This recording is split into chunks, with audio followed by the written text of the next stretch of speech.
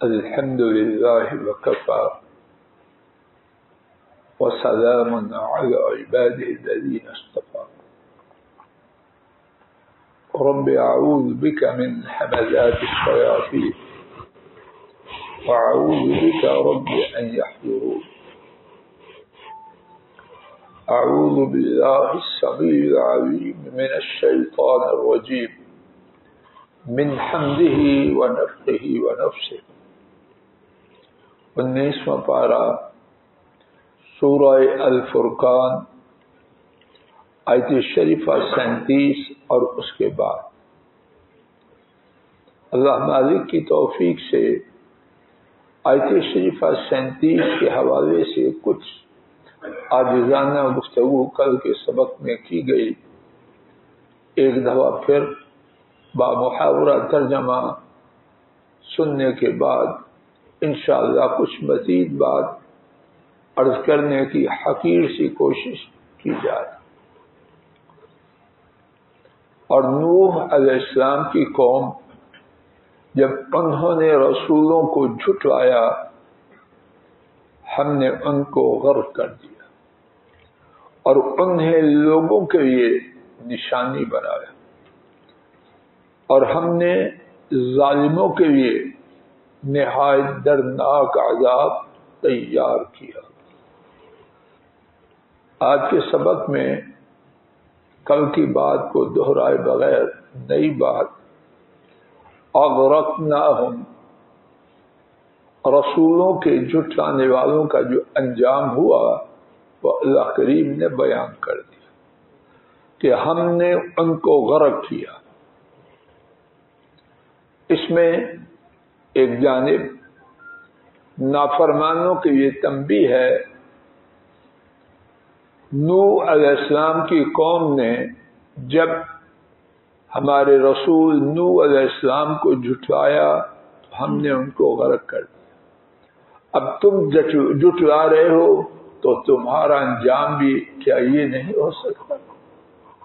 اور دوسری طرف اسی لفظ مبارک میں جناب رسول کریم صلی اللہ علیہ وسلم کے لیے بہت بڑی تسلی ہے.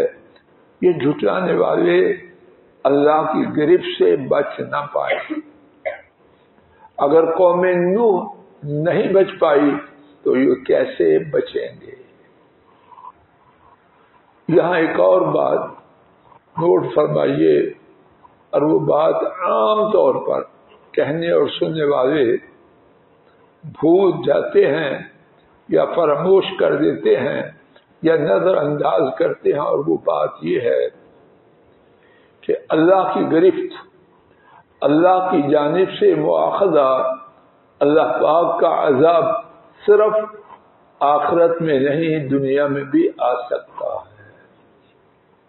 میں آپ اللہ نہ کرے جب بھی نافرمانی کریں، اگر یہ یقین ہو، یہ بات پیش نظر ہو کہ ابھی عذاب الہی آ کے مجھے دبوچ لے گا، تو سرکشی کے کرنے میں کچھ کمی یا سرکشی ختم ہو کہ نہ.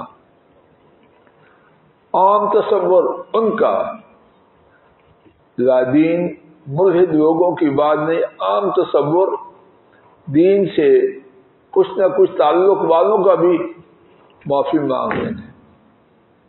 معافی مانگ، اللہ پاک مجھے تجھے ہدایت دے. معافی مانگ لیں گے تو تب جب ابھی تجھ پر اللہ کا عذاب نہ آ جائے. ابھی آ جائے تو معافی کب مانگو گے؟ ایک تو ہے موت آ جائے، ایک وہ حقیقت. ایک یہ ہے کہ جو کرتوت اب تو کر رہا ہے، دیکھ رہا ہے گندی بات، کوئی بات نہیں، مسجد میں جائیں گے، نفل پڑھیں گے، تلاوت کریں گے، نیکیاں برائیوں کو کھا جاتی ہیں. سوچنے کی بات یہاں کیا ہے، اللہ جانے کتنی باتیں. یہ بات تو جس آس پہ یہ گناہ کر رہا ہے، صدقہ خیرات کریں گے، یہ کریں گے، وہ کریں گے، یہ تو تب ہے اگر تجھ پر ابھی عذاب الہی نہ آئے. تو اگر ابھی آ جائے تو پھر کب توبہ کرو؟ یہ بات ہمیشہ کہنے اور سننے والوں کو پیش نظر رکھنا چاہیے کہ اللہ کے عذاب کے لیے وقت کی کوئی پابندی نہیں، ان کی مشیت ہے، جب چاہے اسے لے آئے۔ اور اللہ کے لیے میں آپ اپنے کنبوں میں اس بات کو دہراتے رہے، اور میں آپ اپنے آپ سے یہ ضرور سوال کریں، کبھی ہم نے اس موضوع پر اپنے گھر میں بات کی ہے؟ کتنی باتیں ہیں جن میں ہمارے لیے نہ نوٹ ہے نہ نیکی ہے۔ ہمارے کھانے کی میز پر گھر والوں کے ساتھ بیٹھے ہوئے کتنی باتیں کرتے ہیں، جو کرنے کی بات ہے، جس سے فائدہ ہے کرنے والے کا اور سننے والوں کا۔ ایک بات یہ ہے کہ اللہ کا عذاب صرف آخرت میں نہیں، اس سے پہلے بھی ہے۔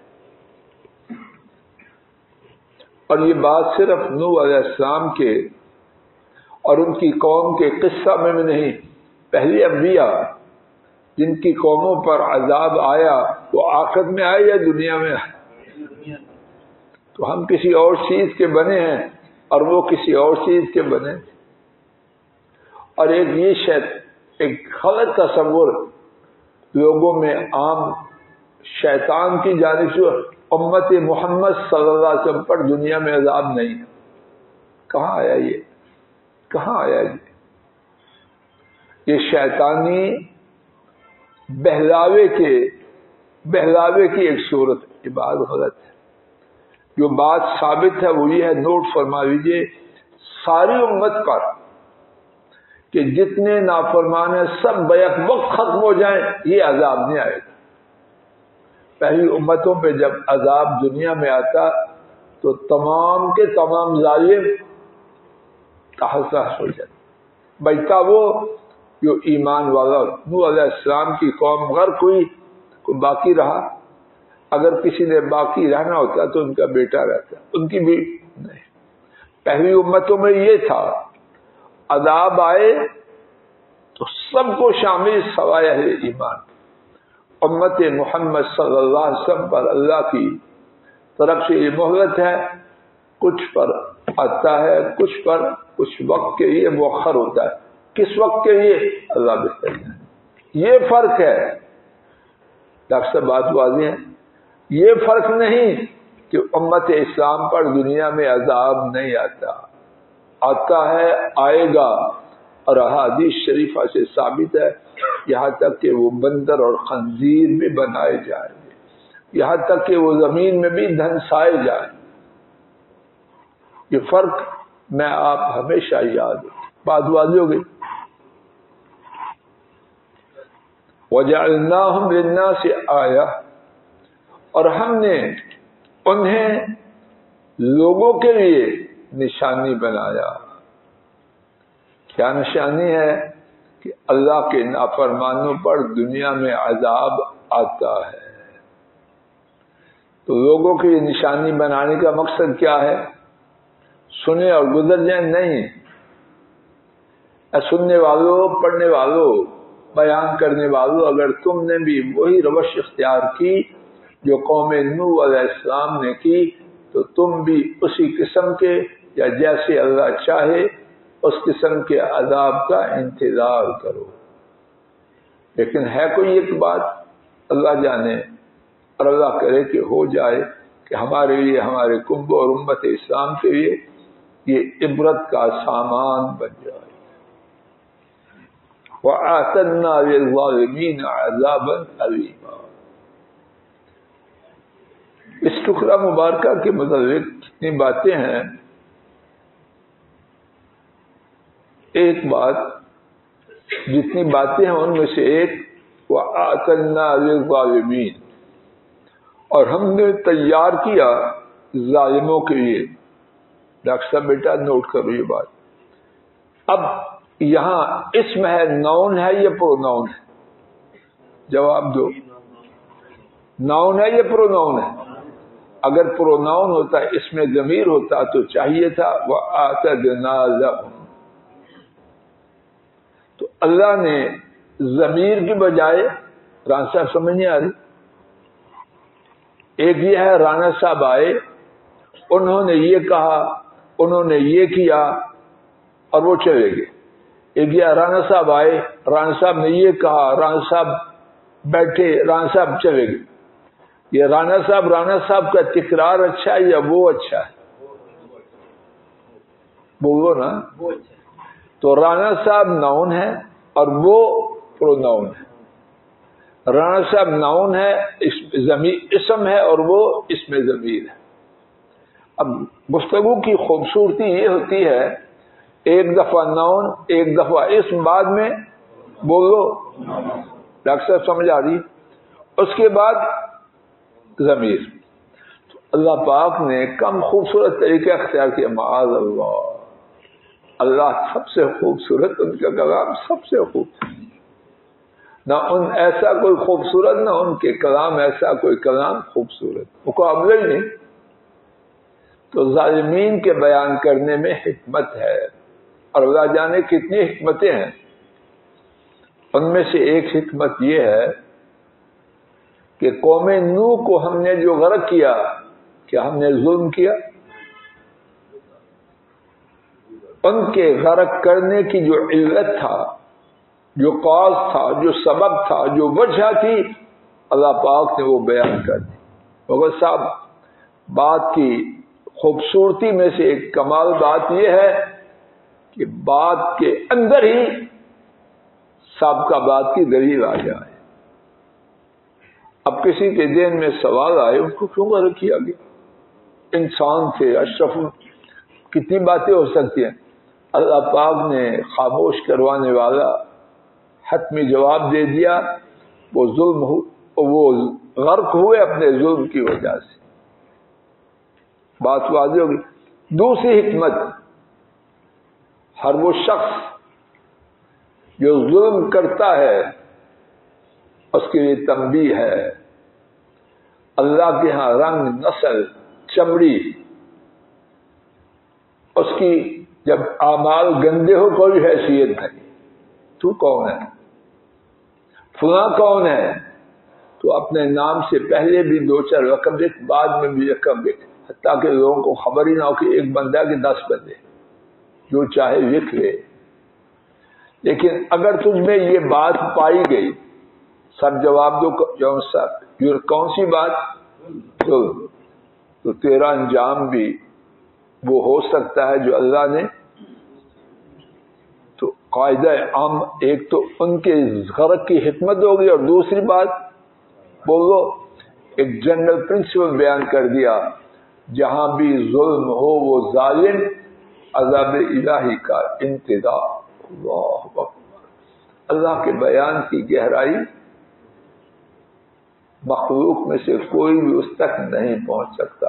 ہم تو نہ 3 میں نہ 3 تو 0 بھی نہیں. ایک اور بات، اسی ٹکڑا مبارکہ میں ان پہ جو عذاب آیا وہ معمولی تھا، درمیانی قسم کا تھا، یا انا للہ و انا الیہ راجعون. یہاں 2 باتیں اس عذاب کی کیفیت، کیا کہیں گے، ڈگری، اس کو خوب اجاگر کرتی ہیں. وہ عذاب کس نے تیار کیا؟ وَأَعْتَدْنَا، اور ہم نے تیار کیا. ایک ہے مکہ مارے عبد الرافع، ایک ہے مکہ مارے رانا صاحب، کیا برابر ہوگا؟ چلتے جائیں، جتنا زیادہ مارنے والا طاقتور ہوگا اس کی مار زیادہ سنگین ہوگی یا برابر ہوگی؟ تو جس عذاب کو تیار کرنے والے جبار و قہار، مالک الملک، قادر و مقتدر، رب قدوس ہیں، تو پھر وہ عذاب کیسا ہوگا؟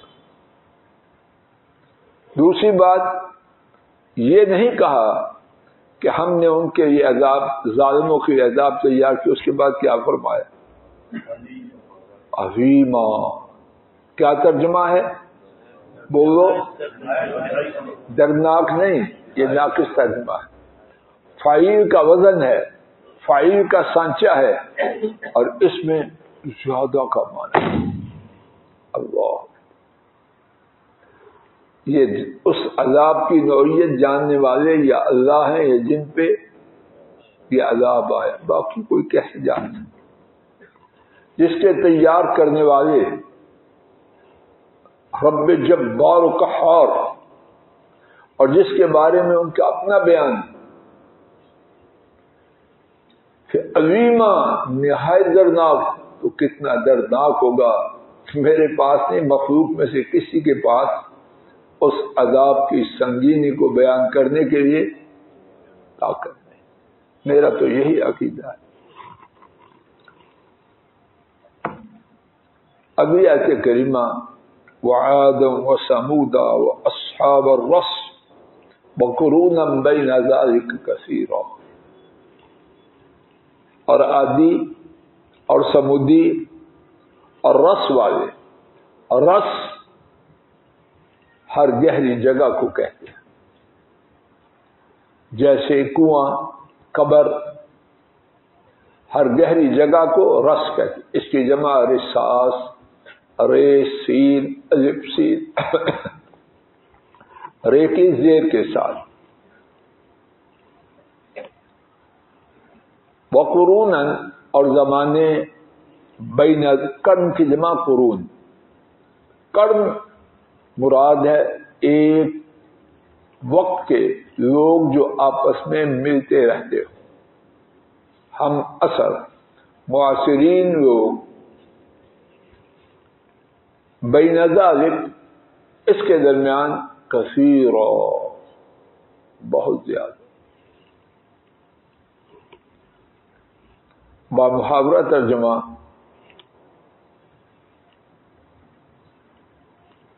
اور عادی اور سمودی اور گہرائی والے، اور اس کے درمیان بہت سے زمانے ہیں۔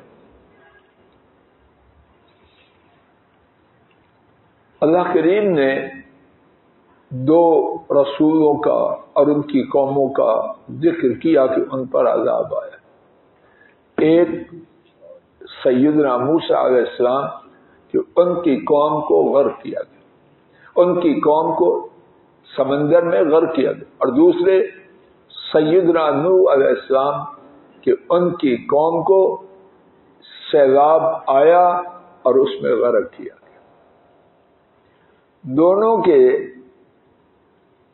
دونوں کی تباہی کے لیے جو چیز ذریعہ بنی وہ جدا جدا ہے۔ فرعونیوں کے لیے تباہی کا سبب کیا بنا؟ پہلے سے موجود پانی۔ اور نوح علیہ السلام کی قوم کے لیے تباہی کا کیا سبب بنا؟ کہ پانی کا وہاں سیلاب کا نام و نشان تھا۔ آسمان کو حکم دیا برسو خوب برسو، زمین کو حکم دیا نکالو پانی۔